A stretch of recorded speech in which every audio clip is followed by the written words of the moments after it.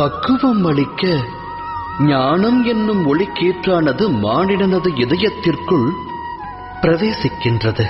இது மானிட ஆசைகளை எடுத்துரைக்கும் கதையல்ல. இச்சை கொண்ட மனதால் ஒருவர் வாழ்வில் உயர்வு தாழ்வு அடைந்த கதையும் அல்ல. இக்கதையானது இச்சை என்னும் கர்ப்பத்திலிருந்து உதித்தெழுந்த ஞானக் கதை.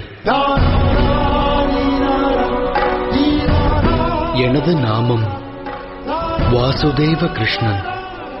நான் செல்லவிருக்கும் யாத்திரைக்கு தம்மையும் அழைக்கிறேன். இந்த யாத்திரையில் வாழ்வின் மர்மத்தையும் மனித தர்மத்தையும் அறிவீர்கள். சேற்றுநிலை உதித்தாலும் செந்தாமரையாகும் கர்மம் அறிவீர்கள்.